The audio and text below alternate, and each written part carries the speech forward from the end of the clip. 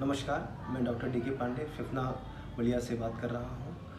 आज हम कोरोना के वैश्विक प्रभाव के ऊपर और उसकी रोकथाम के ऊपर चर्चा करेंगे। हम सभी भारतीयों की एक आदत होती है कि हम किसी भी चीज़ों को, किसी भी बात को लापरवाही से लेते हैं। ये हमारी प्रवृत्ति होती है और हम चीज़ों को टालते हैं, उनको सिरे से नहीं लेते हैं, उनको अवॉइड करते हैं। ये हमारी आदत में शुमार होता है। इसी विषय पर चर्चा करने के लिए मैं बस एक ही उद्देश्य से यहाँ बात कर रहा हूँ कि आपकी अवेयरनेस को, आपकी जागरूकता को बढ़ावा देना है और स्थिति को गंभीरता से समझाना है। सबसे पहले हम कोर्स ऑफ डिजीज़ को समझेंगे कि कैसे ये बीमारी फैली। उसके साथ साथ हमें ये जानना भी ज़रूरी है कि ये महामारी के रूप ले चुकी है और ये एक पैंडेमिक बीमारी के रूप में उजागर हो गई है। पैंडेमिक का मतलब ये होता है कि जब कोई एक बीमारी, एक महामारी एक महाद्वीप से दूसरे महाद्वीप पे फैल जाती है तो उसे पैंडेमिक कहते हैं। इसके 4 चरण होते हैं। पहला चरण ये होता है कि जब कोई व्यक्ति किसी इन्फेक्टेड कंट्री से आता है इन्फेक्शन ले करके और उस कंट्री से आकर के यहाँ के आसपास के लोगों को इन्फेक्ट करता है, ये पहला चरण है। दूसरा चरण ये है जब वो व्यक्ति आसपास के लोगों को इन्फेक्ट कर देता है और वो ज़्यादा लोगों को इन्फेक्ट करता है, वो सेकंड स्टेज है, सेकंड चरण है। अभी भारत जो है दूसरे चरण में है और जो तीसरा इसका जो स्टेज है, ये इन्फेक्टेड लोग बहुत लोगों को इन्फेक्ट करते हैं, जैसे कि एक कम्युनिटी ट्रांसमिशन होता है। इस स्टेज में ट्रांसमिशन कैसे हुआ है इसको आइडेंटिफाई करना बहुत मुश्किल होता है और इसको हम ये नहीं जान पाते हैं कि ये वायरस को कहाँ से पिक किया गया है। चौथा जो स्टेज होता है वो सबसे खतरनाक स्टेज होता है, वर्स्ट स्टेज होता है। इस स्टेज में ये जो बीमारी होती है वो महामारी का रूप ले लेती है। इसको कंट्रोल कर पाना बिल्कुल भी संभव नहीं हो पाता है। तो उस स्टेज में अभी इटली, चाइना ये जैसे देश हैं, क्योंकि वहाँ पे चीज़ों, ये जो बीमारियाँ, ये जो महामारी है, इसको हम कंट्रोल नहीं कर पा रहे हैं, वो लोग कंट्रोल नहीं कर पा रहे हैं। तो ये चौथा स्टेज है। हम सेकेंड स्टेज से थर्ड स्टेज में आ रहे हैं। हमारी कंट्री जो है वो हम सेकेंड से थर्ड स्टेज में आ रहे हैं। इसलिए हमें थोड़ा इस चीज़ को सीरियसली लेना चाहिए, थोड़ा हमारी चीज़ों को रिस्पॉन्सिबिलिटी लेना चाहिए। जो सरकार इसके ऊपर नियम कानून, जो गाइडलाइंस आ रही हैं, उसके ऊपर हमें ध्यान देना चाहिए। हमारे बलिया रसड़ा के बहुत से सामुदायिक अस्पतालों में बहुत सारे सरकारी प्रयास किए गए हैं, जिसमें आइसोलेशन वार्ड बनाए गए हैं और हमें केवल सरकारी प्रयास के ऊपर डिपेंड नहीं होना चाहिए। हमारा व्यक्तिगत प्रयास और सामाजिक प्रयास भी बहुत महत्वपूर्ण होगा। हम अब इस बीमारी का कोर्स समझेंगे, जिसमें हम कुछ महत्वपूर्ण लक्षण के ऊपर बात करेंगे। सबसे पहले इस बीमारी का इंक्यूबेशन पीरियड 4 से 24 दिन का होता है। इसका मतलब कि इस बीमारी के लक्षण जो हैं वो 4 से 24 दिनों में दिखाई देंगे। इसका दूसरा मतलब ये भी है कि ये व्यक्ति जो 4 से 24 दिनों तक वायरस को अपने अंदर रखता है, वो बिना किसी लक्षण के और वो बिना किसी लक्षण के भी वो एक दूसरे को ट्रांसफ़र कर सकता है। सेकेंड इम्पॉर्टेंट पॉइंट ये है कि ये केवल मैन टू मैन ट्रांसफ़र होता है, जैसे कि मानव से मानव ट्रांसमिशन होता है।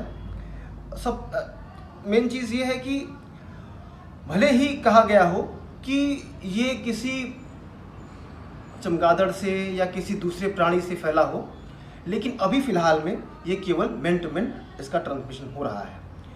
इसका मतलब ये है कि अगर हम मैन टू मैन ट्रांसमिशन को रोक दें तो हम इस बीमारी पे नियंत्रण पा सकते हैं। इसका साइन सिम्टम्स, लक्षण जिसे कहते हैं, कभी कभी छोटे भी हो सकते हैं, जैसे जुकाम, बुखार, सर्दी, इस टाइप का, जैसे कि सांस लेने में दिक्कत, ये सब चीज़ें हो सकती हैं। इसके लक्षण बड़े भी हो सकते हैं, जो कि इस जुकाम, बुखार के साथ साथ डायरिया के साथ साथ इसका लक्षण दिखाई दे सकते हैं। इसका साइन सिम्टम कभी कभी जैसे लक्षण कभी कभी बहुत छोटे हो सकते हैं, जैसे खांसी, बुखार, जुखाम, सांस लेने में दिक्कत, और ये डायरिया के साथ भी दिख सकता है। और कभी कभी इसके साइंस और सिम्टम्स बिल्कुल नहीं हो सकते हैं, बिना किसी लक्षण के ये दिख सकता है। ये बीमारी खांसी छींक से तो फैलती ही है, लेकिन इसके साथ साथ ये हमारे सलाइवा में, मलमूत्र में भी होता है, उपस्थित होता है। तो निश्चित ही रूप से इसके द्वारा भी ट्रांसमिशन हो सकता है। बहुत से रिसर्च में ये भी पता चला है कि पुरुष महिलाओं की अपेक्षा ज़्यादा संक्रमित हो रहे हैं। एक और महत्वपूर्ण पॉइंट ये है कि 50% मोर्टालिटी रेट जो है, जो मृत्यु दर है, ये हॉस्पिटल के ट्रांसमिशन के द्वारा हो रहा है, हॉस्पिटल के थ्रू हो रहा है। इसमें जो 50% लोगों की का मृत्यु दर जो है, वो जो 50% लोग जो उसमें उपस्थित थे, इसमें ये लोग किसी न किसी माध्यम से हॉस्पिटल से जुड़े हुए थे, जिससे कि उनको वहाँ से इन्फेक्शन हुआ और वो उनकी मृत्यु हुई। इन्फेक्टेड होने वाले लोगों की एज देखी जाए तो 50+ की एज वाले लोगों में संक्रमण और मृत्यु दर ज़्यादा देखी गई है। और सबसे महत्वपूर्ण बात ये है कि इसका कोई डेफिनेटिव ट्रीटमेंट नहीं है, इसका कोई एग्जैक्ट ट्रीटमेंट नहीं है। जो भी मेडिसिन अभी तक यूज़ की गई है, जैसे मलेरिया की क्लोरोक्विन हो, या HIV की रेटोनावीर हो, या कोई इम्यूनोमोडुलेटर हो, बहुत जगह पे इन मेडिसिन से सफलता मिली है, और बट इनको कोई डेफिनेटिव ट्रीटमेंट या गाइडलाइन नहीं माना गया है। ये सब मैं आपको इसलिए बता रहा हूँ कि इसकी ट्रांसमिशन को किसी भी तरीके से हमें रोकना है, जिससे हम इस पर नियंत्रण पा सकें। हमारे पास 2 तरीके हैं इसको रोकने के, इस पर नियंत्रण पाने के। सबसे पहला महत्वपूर्ण तरीका ये है कि हम अपनी इम्यूनिटी को, रोग प्रतिरोध क्षमता को बढ़ाएं, बूस्टअप करें।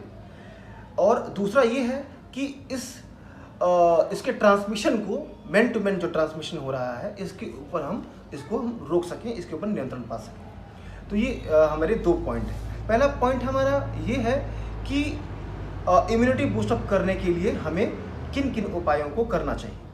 जैसे पहला उपाय ये होगा, जैसे आप खाली पेट ना रहें। जो भी लोग बाहर जाएं, एडिक्वेट अमाउंट में हेल्दी फूड लें, और खाकर ही बाहर जाएं, खाली पेट आप बाहर ना जाएं। और जब हम घर पे चाय बनवाएं तो उसमें 2-4 तुलसी के पत्तों को डालें, जिससे कि तुलसी का जो पत्ता होता है वो एंटीवायरल माना गया है, तो उससे भी आपकी इम्यूनिटी बढ़ेगी। और दूसरा पॉइंट ये है कि पर्याप्त मात्रा में आप पानी पिएं, क्योंकि जब कोई शरीर में वायरल इन्फेक्शन होता है तो ये बॉडी में डिहाइड्रेशन करवाता है, इसलिए खूब पानी पिएं। हम तीसरा पॉइंट ये होगा कि योग और एक्सरसाइज करें, जिससे आपकी इम्यूनिटी बूस्टअप होगी और इंटैक्ट होगी। चौथा पॉइंट ये होगा कि विटामिन डी और विटामिन सी को भी आप ले सकते हैं, जिससे कि आपकी रोग प्रतिरोध क्षमता बढ़ेगी और किसी भी इन्फेक्शन की अवधि को या ड्यूरेशन को वो कम करता है। पांचवा पॉइंट हमें ये भी कह सकते हैं कि हम किसी भी एंजाइटी से, तनाव से, घबराहट से, या हम किसी प्रकार की चिंता ना करें, क्योंकि एंजाइटी, जब हम चिंता करते हैं, हमारे शरीर में घबराहट होती है, तो बहुत सारे हमारे हार्मोन जैसे कि कॉर्टिसोल का एलिवेशन हो जाता है, ज़्यादा मात्रा में कॉर्टिसोल सिक्रेट होता है, जिसकी वजह से हमारे शरीर में इम्यूनिटी कम हो जाती है। तो ज़्यादा चिंता या घबराने की कोई ज़रूरत नहीं है, जिससे कि हमारी इम्यूनिटी कम हो। ये तो बात हो गई हमारी रोग प्रतिरोध क्षमता को बूस्टअप करने की या इंटैक्ट बनाने की। अब हम बात करेंगे एक्सपोजर से कैसे बचें, हम ट्रांसमिशन से कैसे बचें। एक्सपोजर रोकने के लिए समय समय पर बहुत सारी गाइडलाइंस रिलीज़ हो रही हैं, प्रेस के थ्रू, न्यूज़ के थ्रू, हमारे मेडिकल काउंसिल के थ्रू, और इसके बारे में आप लोगों को ऑलरेडी बहुत सारी जानकारी है। महत्वपूर्ण ये है कि आप कितने जागरूक हैं, कितने अवेयर हैं, और कितना सीरियसली ले रहे हैं खुद को और समाज को, और सारे प्रिकॉशंस को प्रैक्टिस में ला रहे हैं या नहीं, ये चीज़ बहुत ज़रूरी है। फिर भी मैं आपको बता देता हूँ कि अननेसेसरी अकारणवश अस्पताल ना जाएं, अस्पताल जाने से बचें। कोई भी रिश्तेदार भर्ती हो या वहाँ एडमिट हो, वहाँ जाने से बचें। जब बहुत आवश्यक हो तो सारे एक्सपोजर या रोकथाम वाली चीज़ों को जैसे मास्क, सैनिटाइज़र को लेकर के ही जाएं, उसका यूज़ करें। खुले में खांसने तो कोई रुमाल अपने मुंह पे रखें या मास्क लगा कर के बाहर रखें, बाहर जाएं। आप कम से कम सार्वजनिक कार्यक्रमों में जाएं, और मैं ये कहूँगा कि आप वहाँ पे जाने से बचें। सार्वजनिक स्थानों जैसे रेलवे और कहीं पे भी जाएं तो सार्वजनिक स्थानों पे रेलिंग्स को ना छुएं, बेंच को ना छुएं, किसी भी गेट को ना छुएं, उससे बचें। जब भी किसी को जुकाम या खांसी हो तो उससे 1 मीटर या 2 मीटर की दूरी बना करके ही बात करें। ये अगर आप प्रैक्टिस में लाएंगे तो निश्चित ही इन्फेक्शन से बच पाएंगे और समाज को भी बचाएंगे। हाथ को बार बार धोएं। हम सैनिटाइज़र का उपयोग न करके उसकी बजाय आप किसी मेडिकेटेड साबुन से हाथ धोएं, क्योंकि सैनिटाइज़र जो होता है वो पूरे हाथ में नहीं लग पाता है, प्रॉपरली नहीं लग पाता है, जिसकी वजह से मतलब आप पूरी तरीके से स्टरलाइज नहीं हो पाते हैं। तो इसकी वजह से आप किसी मेडिकेटेड साबुन से अपना हाथ धोएं और कलाई तक धोएं, क्योंकि कलाई पे अक्सर लोग अपना हाथ धो लेते हैं और कलाई को छोड़ देते हैं, जिसकी वजह से वहाँ पे बहुत सारे बैक्टीरिया उपस्थित होते हैं, जिसकी वजह से उनका वो पूरी तरीके से स्टरलाइज नहीं हो पाते हैं, अच्छे तरीके से साफ़ नहीं हो पाता, जिसकी वजह से हमें संक्रमण हो सकता है। तो हम कलाई तक धोएं, और ये सब बचने के उपाय हैं, इसके नियंत्रण पाने के उपाय हैं। इसके साथ साथ हम अपना बार बार चेहरा भी धोएं। ये डेली प्रैक्टिस में लाएं, रोज़मर्रा की ज़िंदगी में हम डेली इसका प्रैक्टिस करें। और आवश्यकता है सिचुएशन को गंभीरता से लेने की, हमें सारे प्रिकॉशंस को डेली प्रैक्टिस में लाने की और अपनी रोज़मर्रा के जीवन में अपनाने की आवश्यकता है। हमें इन बातों को प्रैक्टिस करने की और सिचुएशन को आने वाले 1 से 2 महीने तक गंभीरता से लेने की, तो भारत अन्य देशों की तुलना में कोरोना पर नियंत्रण कर पाएगा और इस वैश्विक महामारी पे जीत हासिल करके दुनिया के लिए एक मिसाल प्रस्तुत कर पाएगा। धन्यवाद।